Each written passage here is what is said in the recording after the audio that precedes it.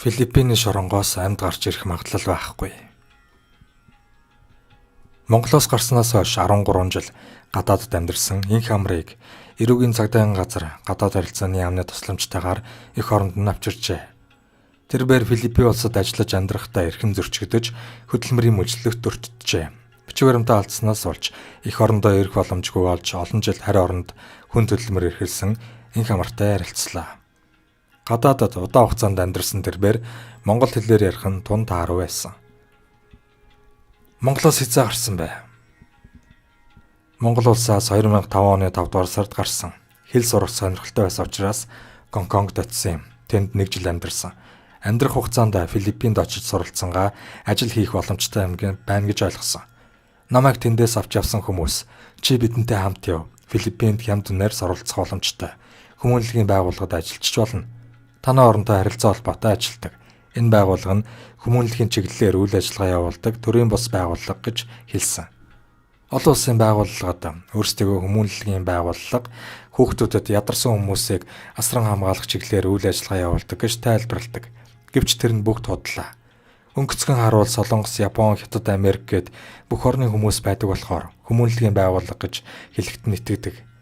Би өөрөө элчин сайдын яамд нь очиж судлахад Филиппиний виз гарах боломж өндөртэйг мэдсэн. Тэгээд Гонконгт 1 жил амьдарч байгаад 2006 оны 5 дугаар сард Филиппин руу явсан. Тэр хүмүүс надад их зүйл амлаж хүмүүнлэгийн ажил хийнгээ сурах боломжтой гэсэн. Гэвч хуурдагдсанаас үлд мэдсэн. Яаж хуурдсан гэж вэ? Би хүүхдүүдэд хичээл заана ядарсан хүмүүст туслана гэж ойлгож байсан. Бизнес хийж мөнгө олъё гэсэн зорилго байгаагүй. Эхлээд очиод далайн эрэг дээр сайхан амьдрах юм байна гэж ойлгосон. Эхнийд 1 жил надад хэлсэн зүйлээ биелүүлнэ гэж найдаж байсан ч тэр маань талаар болсон. Анда Марга хэмээх нэртэй байгууллага нь олон улсын байгууллагуудаас хандив тусламж авч хүмүүнлэгийн чиглэлээр үйл ажиллагаа явуулна гэдэг ч нэг ч хүмүүнлэгийн арга хэмжээ зохион байгуулаагүй. Миний санаж байгаагаар нэг удаа шинэ жилийн баяраар хүүхдүүдэд жаахан идэх юм өгсөн. Тэндээс явъя гэхээр хаашаа явахаа мэдэхгүй байсан юм. Том хашаагаар хүрээлэгдсэн эдлэн газар байсан учраас гарах ч боломжгүй. Надад цалин мөнгө өгөхгүй хөдөлмөрийн мөлжлөгт өртснөө сүулт нь мэдсэн. Иймээс тэр байгууллагаас явхаас өөр арга байгаагүй. Гэтэл бичиг баримтаа алдчихсан.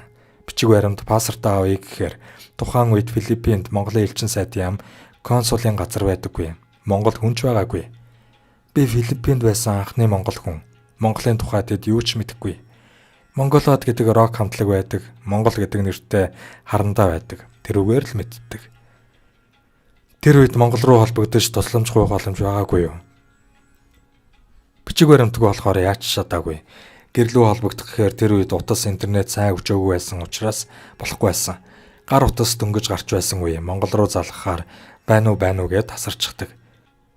Тэгээд Филиппинд янз бүрийн ажил хийж 2006-аас 2019 оны хооронд хууль бусаар орогнож амьдарсан. Бичиг баримтыг хуурамчаар хийгээд амьдрахаас өөр арга байгаагүй. Өлсөж өгөхгүй тулд ямар нэгэн байдлаар өөрийгөө тэжээхээс өөр аргагүй болсон доо. Ямар ажил хийдэг байсан бэ? Тогоочоор ажиллана, баяр ёслол, хормын хүлээ авалтын үеэр тогоочоор ажилладаг байсан. Хууль бусаар амьдардаг болохоор нэг арал дээр олон жил амьдарч болдоггүй. Тиймээс 2016 онд Филиппинээс Малайз руу нэг удаа очиж үзсэн. Гэтэл телевизийн мэдээнээс Монголын нэг охин алагдсан гэж сонссон. Алтан туяагийн амиа алдсан хэргийг хэлж байгаа бол та. Орон нутгийн сонин хэвлэлээр энэ тухай гарсан байсан. Угаасаа тэнд Монгол улсын элчин сайдын яам байдаггүй учраас удаагүй. Хэрв баригдаад Монгол хүн гэх юм бол тэд надтай яагаад ч зүгээр харьцахгүй. Учир нь тэр орон чинь лалын шашинтай. Иймээс Филиппин руу ботсон. Филиппин дахиж очиод гар утас эд зүйл зардаг газар гээд олон төрлийн бараа худалдаалдаг компани ажилтнанд тусалж борлуулахад нь зуршлах болсон. Тэр орны 2 хэлээр яг тухайн үндэсний иргэн шиг ярьж сурсан. Дээр нь англи, хятад хэлээр ярина. Тиймээс халуун оронд амарч зугаалж байгаа хүмүүст хэрэгтэй барааг нь авахт нь тусалдаг байлаа. Тогооч хийснээс салин хамаагүй дээр байсан болохоор аль болох жуулчдад үйлчлэх сонирхолтой болсон. Энэ олон жилийн хугацаанд Монгол руугаа ирэх боломж байгаагүй юу? Явах сонирхол их байсан. Гэвч бичиг баримт байхгүй учраас элчин сайдын яамд хандаж чадаагүй. Филиппин улстай хамгийн ойрхон Монголын элчин сайдын яам байдаг нь Австрали, Сингапур. Гэвч тийшээ очих боломжгүй. Энэ хоёр орны аль нэг рүү явъя гэхээр хууль бусаар амьдардаг учраас шууд баригдах байсан. Харин өнгөрсөн жил Сингапурын элчин сайдын яамнаас Филиппинд консулын газар байгуулж өргөмжит консул томилсон юм билээ. Энэ тухай 12 дугаар сард л мэдсэн. Манай дүү надад хэлсэн юм. Тэгээд Монголын элчин сайдын яамнаас томилсон өргөмжит консултай уулзсан. Монголын элчин сайдын яамнаас томилсон өргөмжит консул нь Филиппин хүн. Тэгээд консул намайг хүлээн авч уулзаад "Чи манай улсад олон жил хууль бусаар амьдарсан байна. 2 жил зөвшөөрөлтэй амьдарч босод үед нь цагаачлалын газарт татвараа төлөөгүй байна" гэж хэлсэн. Хэрэв Монголын төрийн байгууллагууд туслаагүй бол би хууль бусаар амьдарсныхаа төлөө насаараа Филиппиний шоронд ял идэх байлаа. Филиппиний шорон бол ямар ч хууль үйлчлэхгүй. Яг л дундад зууных шиг чанга хатуу газар. Тэнд унтахнаар битэл уух усч олдохгүй. Дээр нь шоронд орсон филиппинчууд гадныханд тун дургүй хандна. Филиппиний шоронгоос амьд гарч ирэх магадлал тун бага.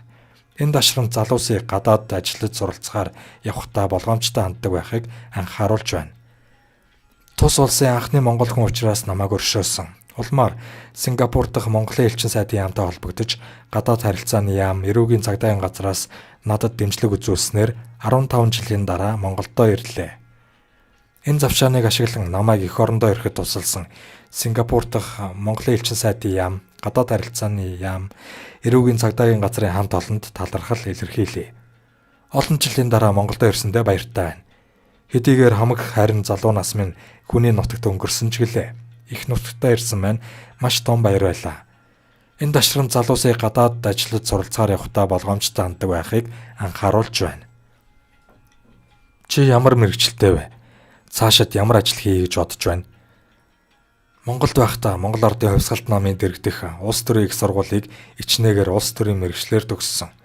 Гадаадд байхдаа ямар нэг мэргэжил эзэмшиж чадаагүй. Гэхдээ зуучлах ажил хийж байхдаа маркетинг, хүний нөөцийн чиглэлээр сургалтанд хамрагдаж байсан. Олон улсын харилцаа болон маркетингийн чиглэлээр ажиллах бодолтой байна. Мөн Филиппиний нөхцөл байдлыг олон жил амьдарч мэдсэн болохоор тийшээгээ нэг бизнес сууг нээн гэж төлөвлөсөн байсан ч корона гарчихлаа да.